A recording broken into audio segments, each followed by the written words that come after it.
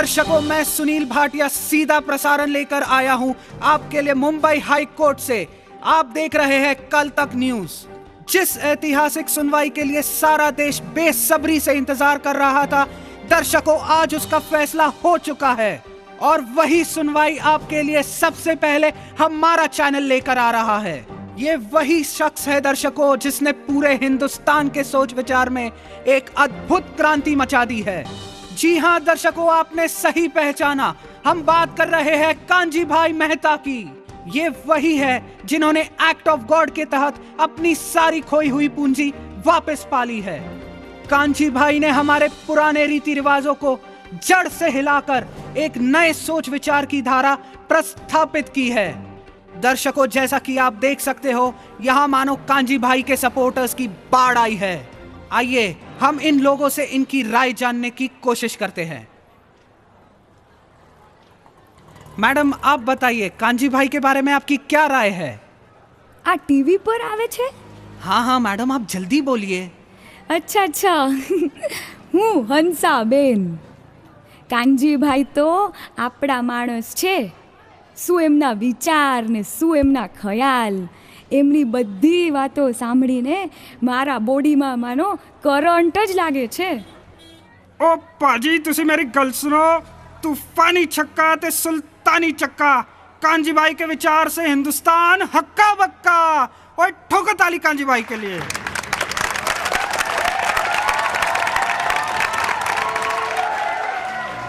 कांजी भाई को तो हमारा पीएम बनाना चाहिए।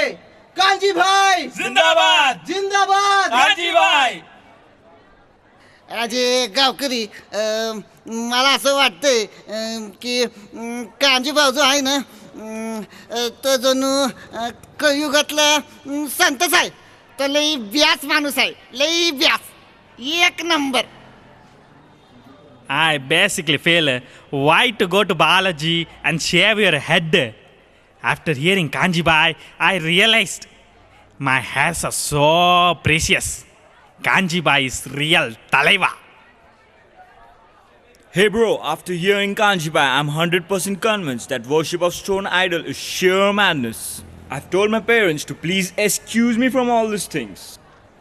दर्शकों, ये देखिए, लोगों ने कांजी भाई को कलयुग का संत, हमारे प्रधानमंत्री और थलाइवा जैसे सुपरस्टार की उपाधि दे दी है। अरे ये देखो, कांजी भाई आ गए।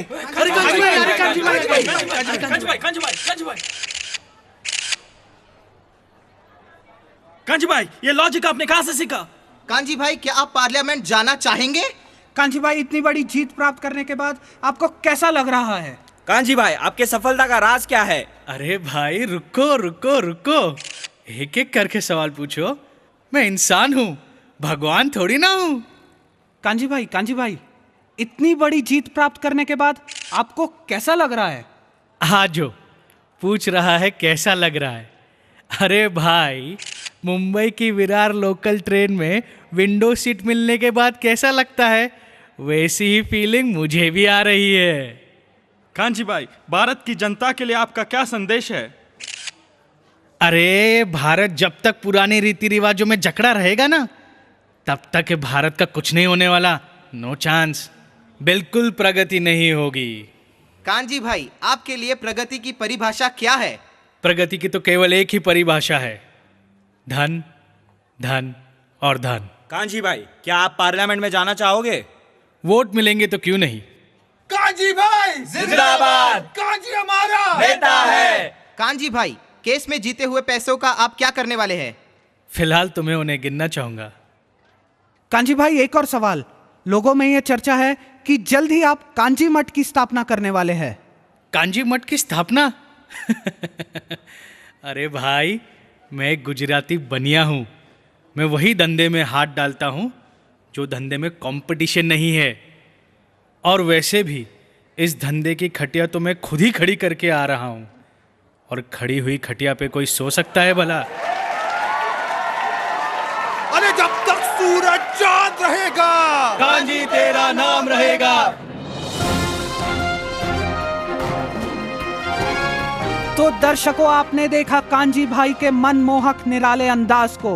अगर आप कांजी भाई के विचारों से सहमत हैं तो तुरंत अपना फोन उठाइए और एसएमएस कीजिए यस 420420 पर।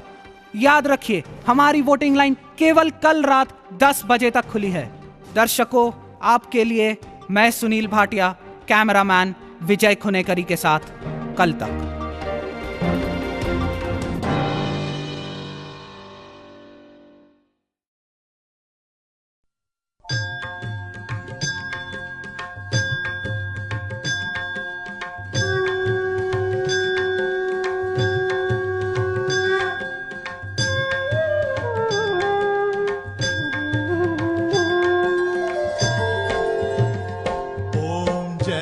जगदीश हरे, स्वामी जय जगदीश हरे।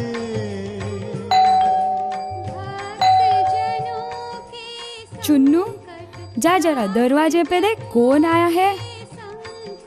क्षण में दूर करे, ओम जय जगदीश। पापा आ गए, पापा आ गए, पापा आ गए। वाह, यहाँ मैं दुनिया को पाठ पढ़ाकर आ रहा हूँ और यहाँ पर मेरे ही घर पे ये हाल है। इसी को कहते हैं दिए तले अंधेरा। दास जनों के संकट क्षण में दूर करे। चलो माना कि तुम्हारे भगवान हैं, लेकिन ये शेर चूहे बिल्ली पर बैठे गुड्डे गुड्डियों के साथ तुम कब तक खेलती रहोगी? आप भी ना, बस आते ही चालू हो गए। ये लो संतोषी माँ का प्रसाद। आपकी सेहत अच्छी रहे इसलिए देवी माँ से मन्नत मांगी थी मैंने। अच्छा, तुम्हारी संतोषी माँ डॉक्टर भी है? कहाँ से ली उन्होंने ये MBBS की डिग्री? अरे शुभ शुभ बोलो, शुभ शुभ। ગયા વખતે તમે જોયું નહોતું શું થયું તું? શું થયું તું? एक ना बे થઈ ગયા। नुकसान हुआ 50 लाख का और फायदा पूरे 1 करोड़ का। ये तो देवी माँ का आशीर्वाद है। ये तो ऐसा हुआ जैसे सत्ता का काम कोई और संभाले और PM की गद्दी का मजा कोई और लूटे। अरे वाह वाह, घोर कलयुग आ गया भाई, घोर कलयुग। रेवा दो, हाँ वे रेवा दो, तमे अभी खाना खाने बैठ जाओ।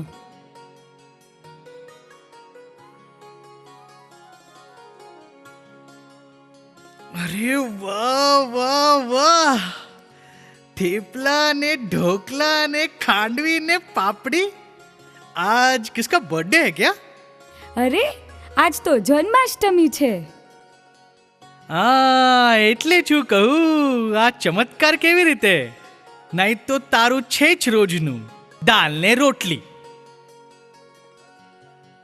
सामड़ो ने, भैया और भाभी ने हम सब के साथ तीर्थ यात्रा का प्रोग्राम बनाया है। मैं क्या कह रही थी कि आप भी थोड़ा समय निकाल के आओ ना। अरे सुशीला, अगर जाना है तो कोई हिल स्टेशन ही जाओ। तीर्थ यात्रा भी क्या कोई घूमने जाता है? शुभ कार्य में मुझे मत टोको। आपको आना है तो आओ, वरना मैं तो जा रही हूँ। ठीक है बाबा, जाओ जाओ तीर्थ यात्रा पे।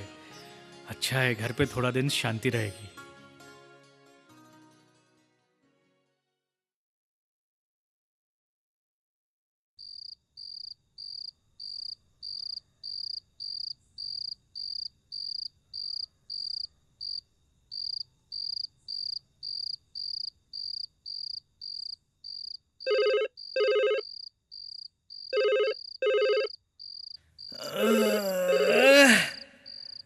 इतनी रात को कौन फोन कर रहा है यार?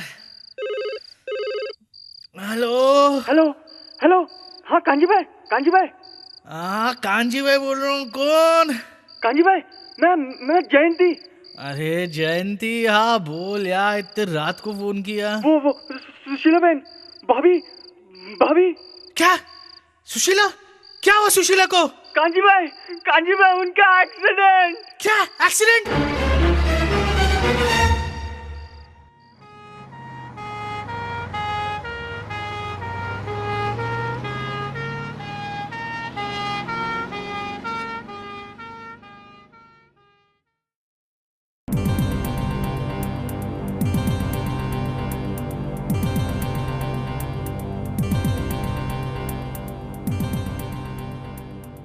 साहब। आप कौन? मैं कांजी भाई मेहता। वो मेरी बीवी सुशीला, वो अंदर। देखिए, आप अंदर नहीं जा सकते, उनकी हालत बहुत नाजुक है। क्या हुआ डॉक्टर? मेरी बीवी को, मेरी सुशीला को क्या हुआ डॉक्टर साहब? Well mister Kanji bhai, I am sorry to say, but your wife is in coma. क्या? नहीं, ये नहीं हो सकता।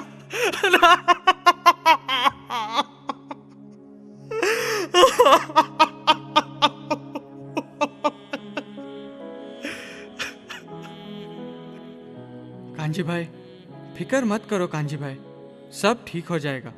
भगवान पे भरोसा रखो। भगवान? अरे काहे का भगवान? उसके चौखट पे तो माथा रगड़ने गई थी मेरी सुशीला, और उसने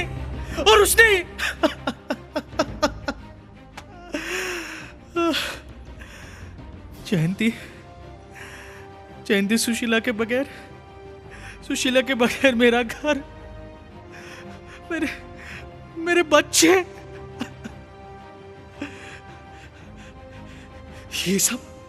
ये सब तेरी वजह से हो रहा है।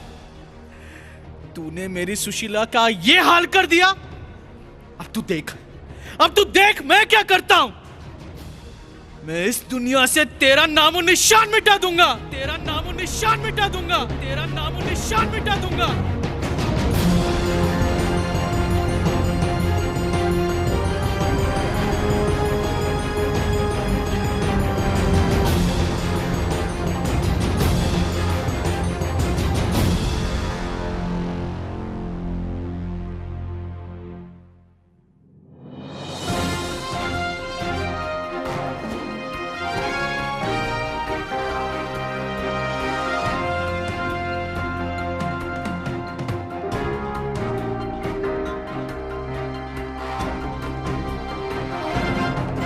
नमस्कार दर्शकों, आज के न्यूज बुलेटिन में आपका हार्दिक स्वागत है। आज की सबसे बड़ी खबर है श्री कांजी भाई मेहता। पूरे भारत में क्रांति मचाने वाले कांजी भाई मेहता के लाइफ में बहुत बड़ी क्रांति मच गई है।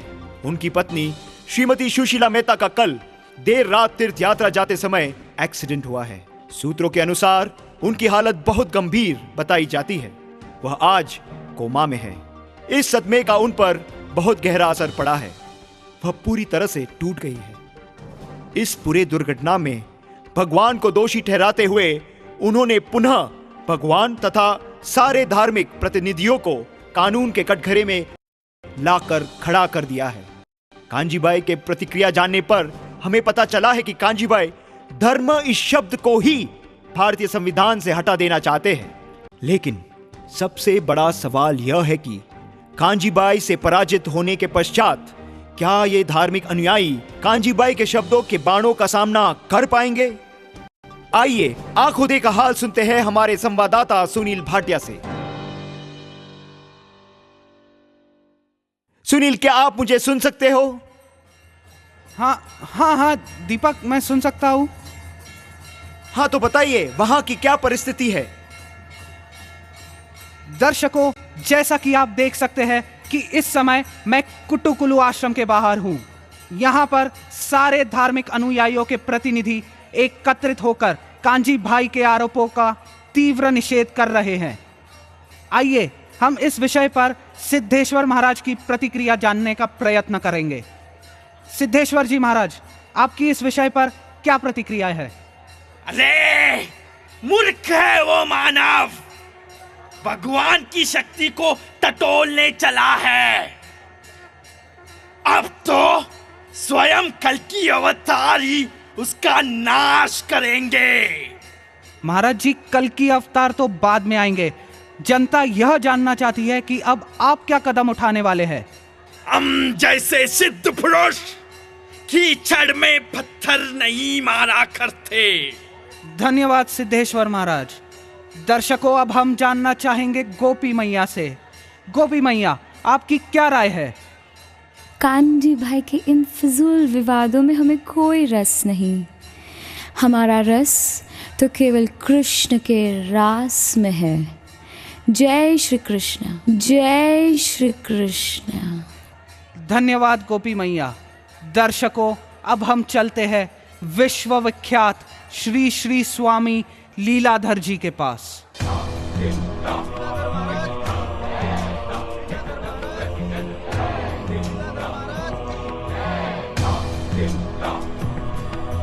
अरे निर्लज है वह नास्तिक, जिस विषय पर उसने फर्स्ट स्टैंडर्ड भी नहीं पास किया, उस विषय पर पीएचडी की बातें करने जा रहा है।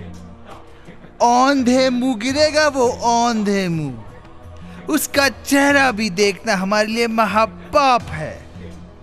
तो क्या इसका मतलब है कि इस बार आप न्यायालय नहीं आएंगे? जब चप्पल हमें काटती है तो क्या हम चप्पल को काटे? तो दर्शकों, जैसा कि आपने देखा कि इन धार्मिक प्रतिनिधियों के शब्दों से ऐसा प्रतीत हो रहा है कि मानो इस बार युद्ध शुरू होने से पहले ही उन्होंने अपने हथियार डाल दिए हैं। क्या कल अदालत में कांजी भाई का सामना करने के लिए कोई भी नहीं आएगा? इस सवाल का जवाब केवल समय ही दे सकता है। दर्शकों, आपके लिए मैं सुनील भाटिया, कैमरामैन विजय खुनेकरी के साथ कल तक।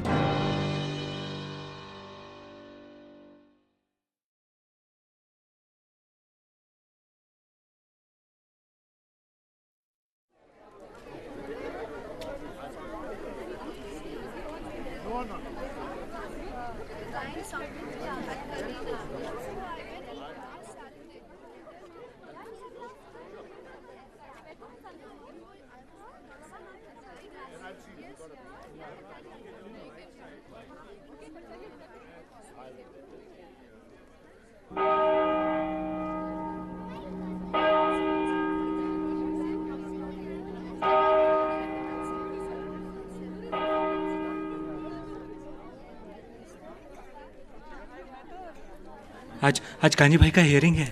आज कांजी भाई क्या जादू करेंगे? लगता है आज कांजी भाई पूरा गुस्सा निकालेंगे। अरे बड़े बड़े स्वामी डर रहे आने के लिए।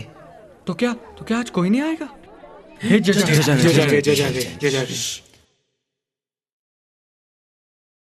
All rise.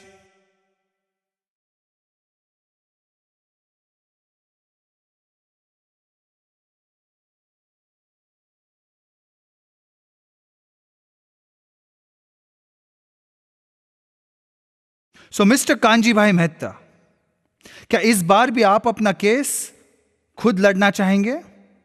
जी हां जज साहब। कांजी भाई के दलीलों का जवाब देने के लिए कोई भी उपस्थित न होने के कारण कोर्ट ने एक सरकारी वकील की नियुक्ति की है। कोर्ट की कार्यवाही शुरू की जाए। जज साहब, भारत में कुछ चीजें कभी नहीं बदलती।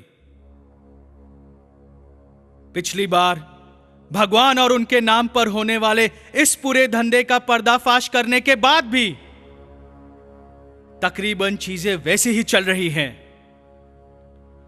पत्थरों को आज भी पूजा जा रहा है, उन पर आज भी बाल चढ़ाए जा रहे हैं। आज भी तीर्थ यात्रा में जाकर लोग अपने जीवन को जोखिम में डाल रहे हैं। जब तक इन चीजों पर कानूनी रोक नहीं लगाई जाएगी, तब तक इस देश के लोगों पर कोई असर नहीं पड़ेगा। जज साहब, बाकियों का तो छोड़ो, मेरी अपनी बीवी जो इस पत्थर का दर्शन करने गई थी, आज अस्पताल में खुद पत्थर बनकर पड़ी है। और माय लॉर्ड, मैं अकेला नहीं हूं। इस भगवान नामक बीमारी से हर रोज हजारों लोगों का जीवन बर्बाद हो रहा है। इतना ही नहीं जज साहब, यह कैंसर की तरह बढ़ता ही जा रहा है। इसलिए मैं आज इस अदालत से यह दरख्वास्त करता हूं कि भारत के संविधान से ही हर प्रकार के धर्म, मजहब, रीति रिवाज और प्रथाओं के पालन पर बंदी लगाई जाए। जज साहब, यह प्रश्न हर एक भारतीय का है, जिसका उत्तर ना किसी के पास था, ना है और ना रहेगा। इसलिए यह अदालत से मेरी विनती है कि इसका फैसला जल्द से जल्द किया जाए। Thank you my Lord. Public prosecutor, आपको कुछ कहना है? नो माय लॉर्ड, मुझे कुछ नहीं कहना। अरे कांजी भाई के सामने तो किसी की भी नहीं चलती। लगता है केस इधर ही खत्म हो गया। अरे मुझे तो पहले ही पता था। अरे कांजी भाई ने तो कमाल ही कर दी। साइलेंस। फिरियादी कांजी भाई मेहता के द्वारा प्रस्तुत की गई दलीलों का उत्तर देने के लिए इस अदालत ने कई धर्माधिकारियों को बुलाया था, परंतु यहां आने के लिए कोई भी राजी नहीं हुआ और सरकारी वकील के पास भी कहने के लिए कुछ नहीं है। इसीलिए तमाम दलीलों और गवाहों को मद्देनजर रखते हुए यह अदालत इस नतीजे पे पहुंचती है कि ठहरिए जज साहब। कांजी भाई के बिछाए गए शब्द जाल के अंधकार को नष्ट करने के लिए शास्त्र की एक छोटी सी किरण ही काफी है जज साहब। भगवान, उनके भक्त तथा तमाम भारतवासियों की ओर से मैं कृष्ण विजय दास कांजी भाई की चुनौती को स्वीकारने का उत्तरदायित्व उठाता हूं।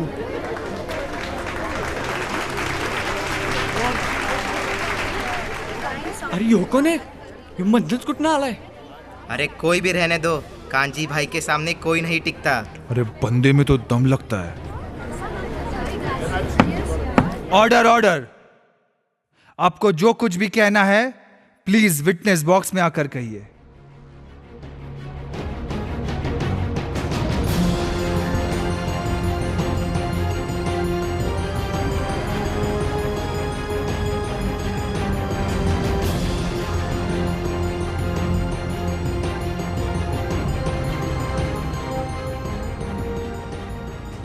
कांजी भाई के द्वारा प्रस्तुत किए गए दलीलों का उत्तर देने की अनुमति मैं इस कोर्ट से मांगता हूं। ये रहे इसके संबंधित सारे कागजात।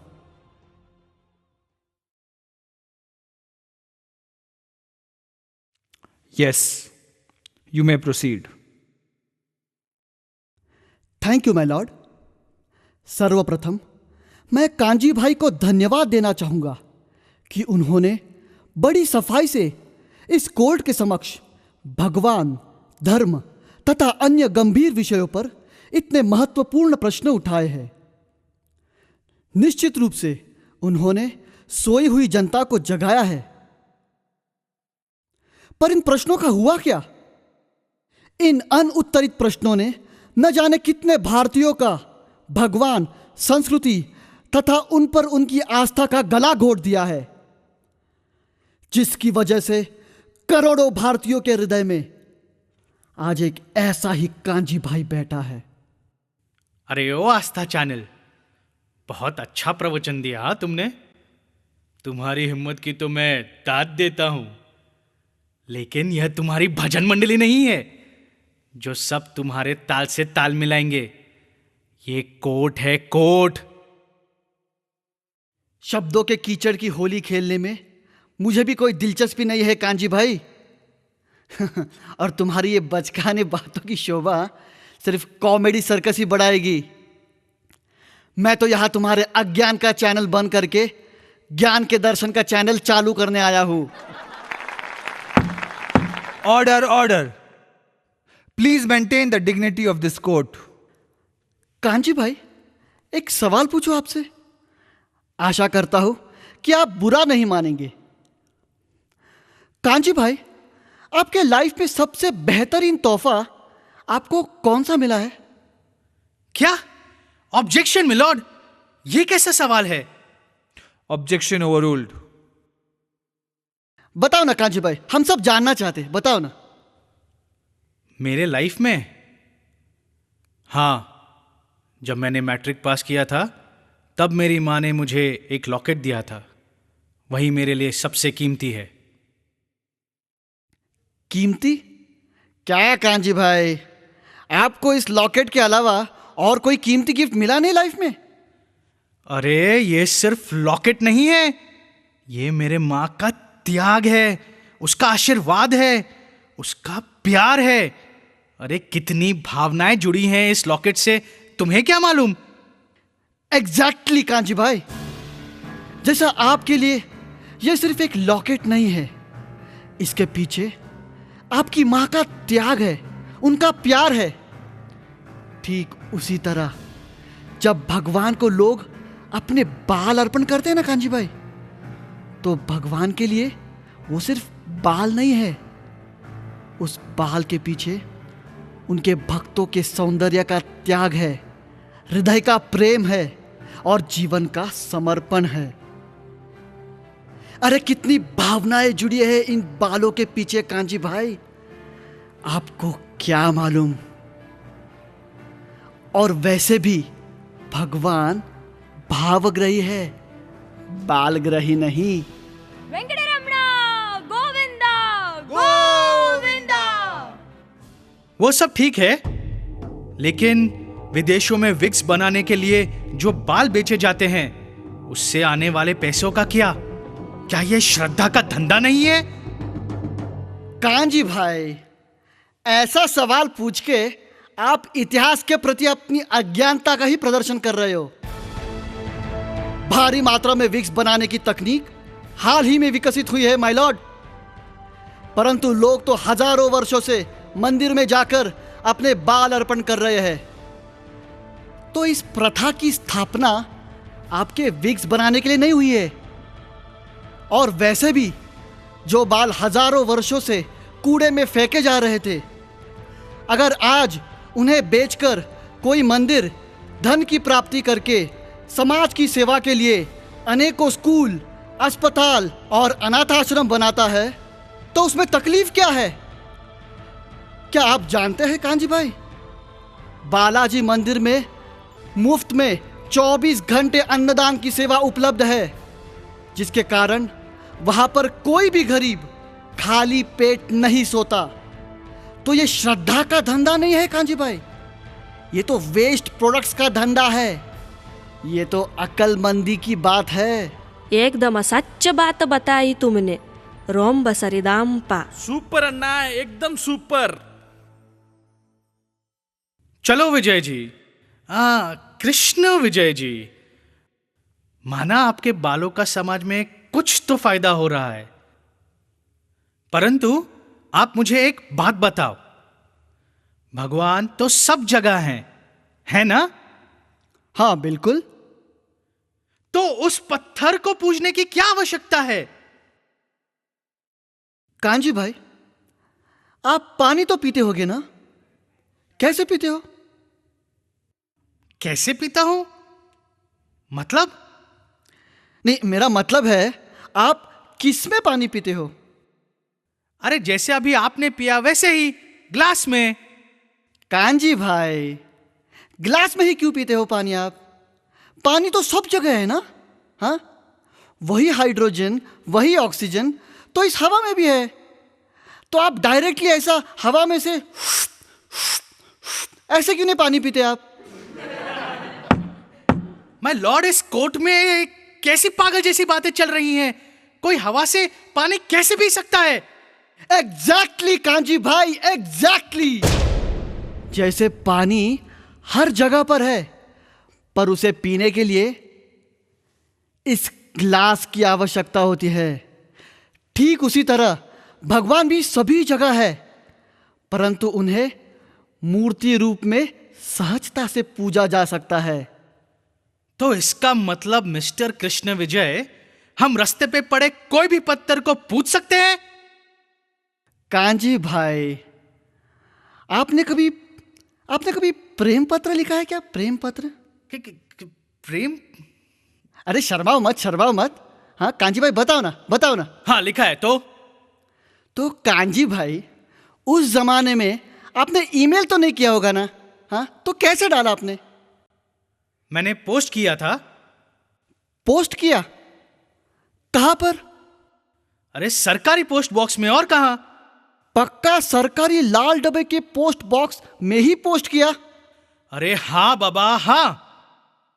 पक्का कांजी भाई? अरे हाँ, बोला ना आपको। Point to be noted my Lord, kanji भाई अपने सारे प्रेम पत्र सरकारी पोस्ट बॉक्स में ही डालते हैं। My lord, I will come to this point later. अच्छा कांजी भाई, सुना है सुनवाई के बाद आपके पास बहुत पैसा आया है। हाँ कांजी भाई, जरा जरा मुझे 1,000 रुपए की नोट दो ना। माय लॉर्ड, ये क्या चल रहा है? कांजी भाई दो ना, प्रॉमिस प्रॉमिस मैं आपको वापस दूंगा।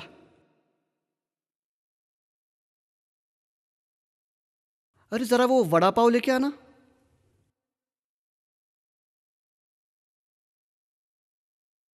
अरे क्या ये पागल हो गया है? कोई भला 1,000 रुपए की नोट पर वड़ा पाव खाता है? चलो लाओ लाओ इधर मेरा नोट लाओ। Kanji bhai I am sorry kanji भाई, ये रहा आपका 1,000 रुपए का नोट। अच्छा कांजी भाई, इस कागज के ऊपर खाया तो चलेगा ना? आपको कोई एतराज तो नहीं ना? तुमको जो करना है करो। कांजी भाई रिलैक्स, कांजी भाई आप भी खाओ। नहीं रहने दो, तुम ही खाओ। वाह क्या वड़ा पाव है। अच्छा कांजी भाई एक बात बताओ, ये भी कागज है और आपके पास जो है वो भी कागज है, लेकिन जब मैं आपकी 1,000 रुपए की नोट के ऊपर इमली की चटनी डालकर वड़ा पाव खा रहा था तब आप मुझे पागल कह रहे थे, लेकिन जब मैं वही वड़ा पाव इस कागज पर खा रहा हूं तब आप कुछ नहीं बोल रहे। ऐसा क्यों कांजी भाई? अरे क्यों मतलब क्या? ये 1,000 रुपए का नोट है, इसका कुछ वैल्यू है, ये सरकार द्वारा ऑथराइज्ड है। Point to be noted my Lord. तो कांजी भाई जैसा आप कोई भी लाल डब्बे में पत्र नहीं डालते और किसी भी कागज को पैसा नहीं मानते, कांजी भाई उसी तरह हम रास्ते के कोई भी पत्थर को भगवान नहीं मानते। क्या बात बोली यार। जब तक शास्त्र के द्वारा वो ऑथराइज नहीं किया गया हो, और उस ऑथराइजेशन प्रोसेस को ही प्राण प्रतिष्ठा कहते हैं कांजी भाई, प्राण प्रतिष्ठा। माना कि मूर्ति रूप में भगवान की पूजा हो सकती है, लेकिन इसके लिए इतने बड़े बड़े आलीशान मंदिरों की क्या आवश्यकता है? जब हजारों भिखारी बाहर भूख से तड़प रहे हैं, मर रहे हैं, दाने दाने के लिए तरस रहे हैं। जज साहब, यह बड़ी दुख की बात है कि आज भी हमारे देश में हजारों लोग भूखे मर रहे हैं। परंतु जज साहब, मेरा इस कोर्ट से यह प्रश्न है, क्या वाकई मंदिरों और लोगों के भूखे मरने में जरा सा भी संबंध है? अगर हमें वाकई लोगों के भूखे मरने की चिंता है तो फिर ये बड़े बड़े theatres, malls, IPL, world cups, Filmfare awards, इन सब पर जब करोड़ों अब्जों रुपए खर्च होते हैं तब कोई आवाज क्यों नहीं उठाता? माय लॉर्ड, केवल जब मंदिरों की बात आती है तब गरीबों की क्यों याद आती है? Sir, I completely agree with you. अगर उस धनराशि का थोड़ा सा भी भाग गरीबों को खिलाने में लगाया होता तो पूरे विश्व की भूख की समस्या हल हो जाती। ज्यादा दूर क्यों जाते हो जज साहब? ओ माय गॉड मूवी बनी 20 करोड़ में, बॉक्स ऑफिस कलेक्शन 80 करोड़ का, तो माय लॉर्ड कुल मिलाकर मुनाफा कितना हुआ? 60 करोड़ का। पूरे 60 करोड़ का मुनाफा माय लॉर्ड, पूरे 60 करोड़ का। तो मेरा यह प्रश्न है, इसमें से कितना परसेंट भूखे गरीबों पे खर्च किया गया? 100%? पॉसिबल ही नहीं। 50%? नहीं। 25%? 25? माय लॉर्ड, शायद सिर्फ 0%। माय लॉर्ड, यह मूवी कहती है कि धर्म श्रद्धा का धंधा करता है, बल्कि असलियत तो यह है माय लॉर्ड कि यह मूवी ने श्रद्धा की निंदा का धंधा किया है माय लॉर्ड, श्रद्धा की निंदा का धंधा, और वो भी पूरे 60 करोड़ का। अरे तुसी छा गए गुरु। और कांजी भाई, आपके जानकारी के लिए इस्कॉन के मंदिर से फूड फॉर लाइफ प्रोग्राम द्वारा प्रतिदिन 15 लाख लोगों को मुफ्त में भोजन दिया जाता है, जिसका अर्थ है 173 मील्स पर सेकंड। और यही नहीं, बालाजी मंदिर, उडुपी मंदिर, तमाम गुरुद्वाराओं में और अनेक मंदिरों में प्रसाद का मुफ्त में वितरण होता है। और इस वितरण में अमीर और गरीब का कोई भेदभाव नहीं होता। तो मंदिर के बाहर लोगों के भूखे रहने का तो कोई सवाल ही नहीं उत्पन्न होता।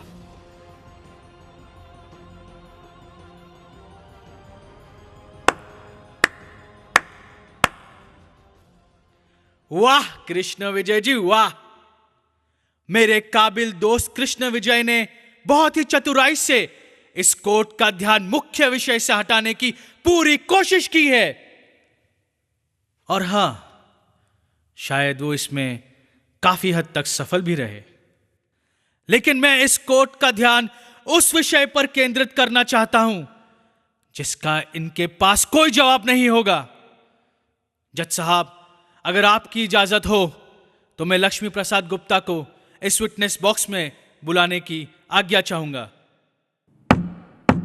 लक्ष्मी प्रसाद गुप्ता हाजिर हो।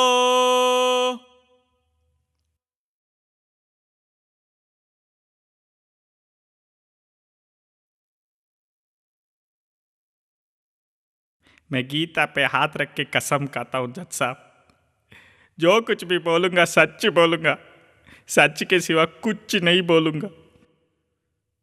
माय लॉर्ड, इस विटनेस बॉक्स में खड़े हुए लक्ष्मी प्रसाद शर्मा एक ऐसे शख्स है जिनको इन भगवान के सेल्समैनों ने बहुत ही बुरी तरह फंसाया। माय लॉर्ड, बाकी की हकीकत ये खुद बयान करेंगे। जज साहब, मेरा नाम लक्ष्मी प्रसाद शर्मा नहीं, गुप्ता भी नहीं। मैं लक्ष्मी प्रसाद अय्यर, कुंभकोणम से। लक्ष्मी रोड में मेरा एक छोटा सा दुकान कपड़े का। कुछ समय पहले मुझे व्यापार में बहुत नुकसान हुई, जिसके वजह मैं बुरी तरह कर्ज में डूब गई। उसी के कारण मेरे छोटे छोटे बच्चे, इतने छोटे छोटे बच्चे वो टाइम पे बीमार हो गई। घर में मेरे बुढ़े माँ बाप वो भी बहुत बीमार थे। उनका भी दवा लेने के लिए मेरे पास पैसा नहीं। उसी वक्त मेरा दोस्त नटराजन अय्यर मेरे को बोली, तुम जाओ लीलाधर स्वामी के पास, तुम्हारा सब संकट दूर करेगा वो। मैं भी खुश होकर मेरे गांव की 1.5 एकड़ का जमीन 1.5 लाख में बेचा, उसके दर्शन का पास खरीदा। अन्य की ना कुलची ना कर उसके दर्शन के लिए गई तो योर ऑनर, तभी उसने मेरे को बहुत बड़ी चमत्कार दिखाई। उसने उसके हाथ से कुछ पाउडर, क्या बोलते हैं उसको, पाउडर को, राख निकाली हाथ से मेरे को दी।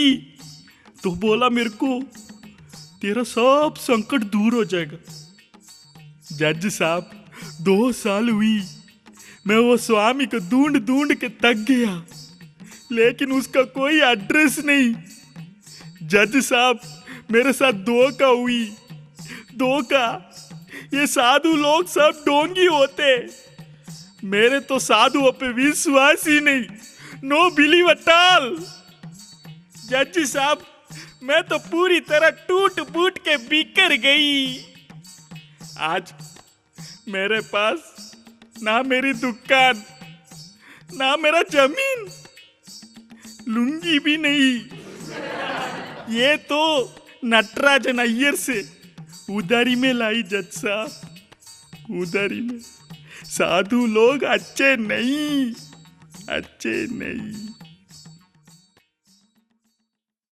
माय लॉर्ड, अगर आपकी इजाजत हो तो मैं लक्ष्मी प्रसाद जी से कुछ सवाल पूछना चाहूंगा। अच्छा, तो लक्ष्मी प्रसाद जी, आप मुझे ये बताइए कि जिंदगी में कभी आप बीमार पड़े हो? हाँ वकील साहब, बहुत बार। अच्छा, तो कभी आपके साथ ऐसा हुआ है कि किसी डॉक्टर ने आपको गलत सलाह दी हो, या जिसके पास जाकर आपकी बीमारी और बढ़ गई हो? हाँ वकील साहब, सदाशिवपेट में ऐसे एक डॉक्टर है, डॉक्टर गोड बोले। क्या बताऊं उनके बारे में, रोज गोड बोल बोल के क्या बोल के मेरा शुगर 420 बढ़ा दिया।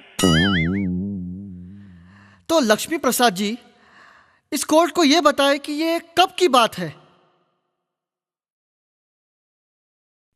5 साल पहले की बात है वकील साहब। Point be noted my Lord. तो इसका मतलब है कि इन 5 सालों में आप कभी भी बीमार नहीं पड़े और किसी भी डॉक्टर के पास गए नहीं और ना ही कभी जाओगे, करेक्ट? नहीं, ऐसे कब कहा? अब तो मैंने एक अच्छी डॉक्टर ढूंढ ली, डॉक्टर रामनाथन अयंगर, MBBS या FRCS। ऑब्जेक्शन माय लॉर्ड, इन फिजूल की बातों से इस कोर्ट को गुमराह किया जा रहा है। My lord, please let me complete my point. Lakshmi Prasad ji, आप जा सकते हैं। माय लॉर्ड, क्या ऐसा आज हर एक फील्ड में नहीं होता? लक्ष्मी प्रसाद जी का पाला एक बुरे डॉक्टर से पढ़ने के बाद उन्होंने एक अच्छा डॉक्टर ढूंढा। उन्होंने डॉक्टर के पास जाना बंद नहीं किया। ठीक उसी तरह माय लॉर्ड, साधु ढोंगी भी होते हैं और खरे भी। हमें खरे साधु के पास जाना चाहिए। पर कृष्ण विजय जी, साधु के माथे पर क्या लेबल होता है कि हाँ मैं खरा हूं और मैं झूठा? कांजी भाई, आज मार्केट में ओरिजिनल 500 रुपए के नोट के साथ जाली 500 रुपए की नोट भी पाई जाती है, आपको पता है ना? तो ये हमारी जिम्मेदारी है कि रिजर्व बैंक ऑफ इंडिया द्वारा जारी किए गए गाइडलाइन से हम ओरिजिनल और डुप्लीकेट नोट को पहचानें। उसी तरह भगवान ने हमें जो शास्त्र रूपी गाइडलाइंस दिया है ना कांजी भाई, उसका आधार लेकर हमें जानना चाहिए कि ये साधु अधिकृत 4 संप्रदायों में से आते हैं या नहीं। तो ये हमारी जिम्मेदारी है। अरे रे कृष्ण विजय जी, जब इतना झमेला है तो इन सब साधुओं के पास और गुरुओं के पास जाने की क्या जरूरत है? हम सीधा ही भगवान के पास क्यों ना जाएं? अरे कांजी भाई, अगर केवल 400 मीटर की दूरी तय करने के लिए मिल्खा सिंह को गुरु की आवश्यकता पड़ी, तो क्या हमें यहां से भगवत धाम जाने के लिए गुरु की कोई आवश्यकता नहीं?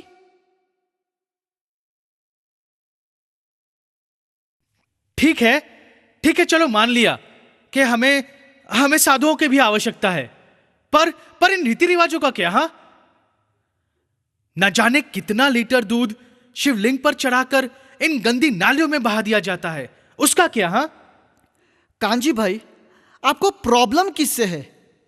रीति रिवाज से या दूध के वेस्टेज से? दोनों से।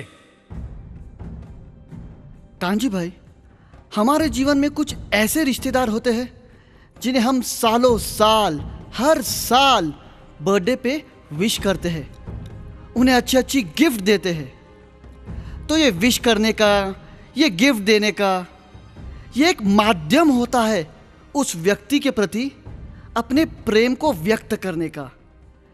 ठीक वैसे ही कांजी भाई, ये सारे शास्त्रोक्त रीति रिवाज एक माध्यम है भगवान के प्रति अपने प्रेम व्यक्त करने का। और रही बात गटर में बहने वाले दूध की, तो कांजी भाई, ये रीत की खोट नहीं है, ये उस मंदिर के व्यवस्थापन की खोट है। वास्तव में शास्त्रों के अनुसार चढ़ाया गया दूध चरणामृत होता है और यह चरणामृत भक्तों में बांट दिया जाना चाहिए। यही वास्तविक रीत है, ना कि उसे गंदी नालियों में बहाना चाहिए। So my dear kanji bhai, I hope this answers your question. अरे लेकिन ये इतने सारे लोग जो भगवान के प्रति अपना प्रेम व्यक्त कर रहे हैं, लेकिन भगवान भगवान बदले में क्या देता है? हाँ, भूकंप के झटके और सुनामी के फटके। अरे ये एक्ट ऑफ गॉड की वजह से न जाने कितने लोगों का जीवन बर्बाद हो गया है। जज साहब मैं भी इसी का एक शिकार हुआ हूं। कांजी भाई, कुछ मिनटों के लिए भूकंप आना या कई वर्षों तक भूकंप न आना, ये दोनों भी एक्ट ऑफ गॉड है। अगर कोई कुछ मिनटों के लिए आने वाले भूकंप के लिए भगवान को कोसता है और उनसे अपने नुकसान के लिए मुआवजा मांगता है, तो क्या हमें कई वर्षों तक भूकंप न आने के लिए भगवान को धन्यवाद नहीं देना चाहिए? उनके प्रति कृतज्ञ नहीं होना चाहिए? इस तरह से हम भगवान को नहीं कोस सकते। अगर भगवान नहीं तो फिर इन सब हादसों का कौन जिम्मेदार है? मान लीजिए अगर हम गलती से किसी तार को छू लेते हैं और हमें शॉक बैठता है, तो क्या हम एमएसईबी को दोषी ठहराते हैं? नहीं ना, गलती तो हमारी है कि हमने उस तार को छुआ है। उसी प्रकार हमारे जीवन में जो कुछ घटनाएं घटती है उसके जिम्मेदार भगवान नहीं, हम खुद होते हैं। कांजी भाई, अगर हम रात में बहुत आइसक्रीम खाते हैं तो सुबह हमें जुकाम हो जाता है, परिणाम कुछ घंटों के बाद आता है। अगर कोई चॉकलेट खाता है तो उसके दांत सड़ जाते हैं, परिणाम कुछ वर्षों के बाद आता है। अगर कोई भारी मात्रा में सिगरेट फूंकता हो तो उसे लंग कैंसर हो जाता है, परिणाम कुछ दशकों के बाद होता है। उसी प्रकार कुछ कर्म ऐसे होते हैं जिनका फल हमें कुछ जन्मों के पश्चात प्राप्त होते हैं। इसी प्रकार जो आज दुख में है वे अपने ही कर्मों का फल भुगत रहे हैं। कृष्ण विजय जी, कर्म के ज्ञान को इतनी सुंदर रूप से समझाने के लिए मैं आपको धन्यवाद देना चाहता हूं। अब मेरे सारे सवालों का जवाब मुझे मिल गया है। लेकिन मैं क्या करूं कृष्ण विजय जी, मैं क्या करूं? आखिर मैं तो इंसान ही हूं ना।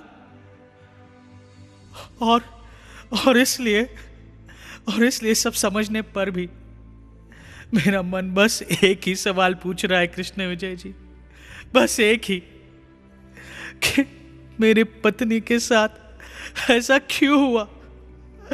ऐसा क्यों हुआ मेरी पत्नी के साथ? ऐसा क्यों हुआ? हौसला रखो कांजी भाई, हौसला रखो। मैं तुम्हारी भावनाओं को समझ सकता हूं। अंग्रेजी में एक कहावत है, the darkest hour is just before sunrise. हम सभी को अपने जीवन में कठिन परिस्थितियों का सामना करना पड़ता है। कोयला भी कठिन परिस्थितियों का सामना करने के बाद ही हीरे में रूपांतरित होता है।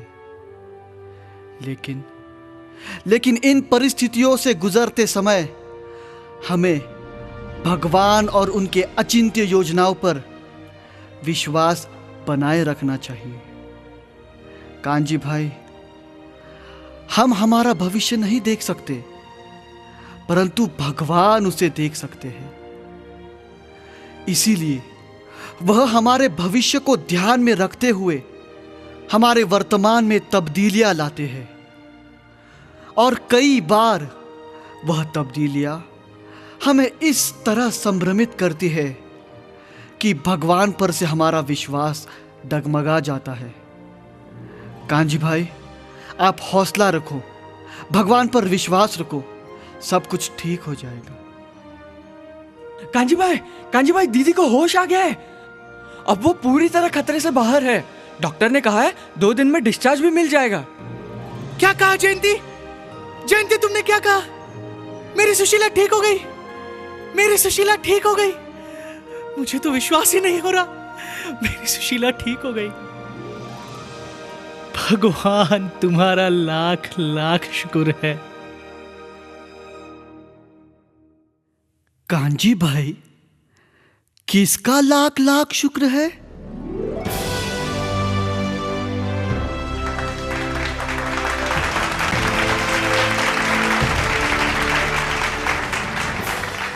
तमाम सबूतों, गवाहों और दलीलों को मद्देनजर रखते हुए यह अदालत इस नतीजे पर पहुंची है कि यह सत्य है कि धर्म के नाम पर कुछ अज्ञानी लोग धंधा करते हैं। लेकिन उससे भी बड़ा सच यह है कि कृष्ण विजय जी जैसे सच्चे भक्त आज भी मौजूद है। धर्म वो धागा है जो मनुष्य और भगवान को जोड़ता है, इसलिए धर्म और भगवान के अस्तित्व को झुठलाया नहीं जा सकता। धर्म वो विज्ञान है जो मनुष्य को संस्कृति, वास्तविक ज्ञान, शांति और जीवन में सही मार्ग पर चलने की प्रेरणा देती है। बालाजी, इस्कॉन और ऐसे अनेक मंदिरों का समाज के प्रति योगदान देखकर यह अदालत इस नतीजे पर पहुंचती है कि ऐसे मंदिर हमारे देश के लिए उतने ही महत्वपूर्ण है जितने के स्कूल, कॉलेज और अस्पताल। और इसलिए यह अदालत श्री कृष्ण विजय जी के पक्ष में फैसला सुनाती है और कांजी भाई के तमाम दलीलों, प्रश्नों और आरोपों को बेबुनियाद मानते हुए उन्हें खारिज करती है। The case of the prosecution stands dismissed.